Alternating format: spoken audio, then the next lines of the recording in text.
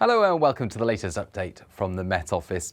Yet again, Tuesday promises many places will be covered by cloud once again. There will be some sunshine coming through and a bit more, I think, compared to recent days, but it will continue to feel on the cold side, if anything a bit colder compared with Monday. A few breaks in the cloud there as some higher cloud braces come westwards on Monday night, and under any broken cloud, a frost forming, most likely western and central parts of England into parts of Wales, western Scotland, where that frost occurs.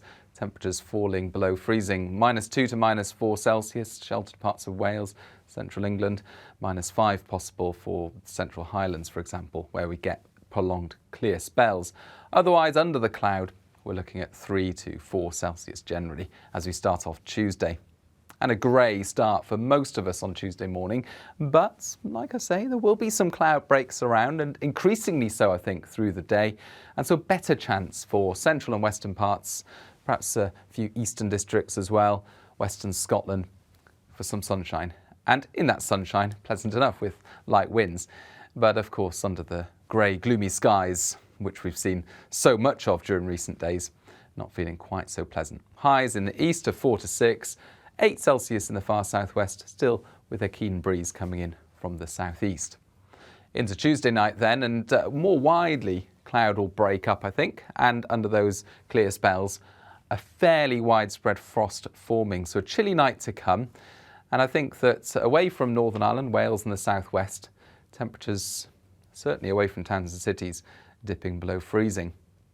After that chilly but bright start to the day, well, a change is on the way. Atlantic-driven weather is wanting to push in, but to the north and the east, we've got this cold block, and that cold block is reluctant to give way. It will, though, for most on Wednesday, eventually allow this milder air to rush in. Now, these temperatures are indicative of the air at about 5,000 feet. But if we switch to the temperatures at the surface, they take longer to rise through Wednesday after that chilly start. And so it's going to stay cold at the surface in many places on Wednesday itself. Bright start for Scotland, England and Wales. Northern Ireland sees the rain arrive in the morning. And then the cloud thickens in many places. Western and central Scotland, parts of Western England and Wales see that rain turn up by the afternoon. Some heavy rain for a time, but it's a fairly narrow band crossing Wales and the southwest. More widespread across Northern Ireland and much of Scotland.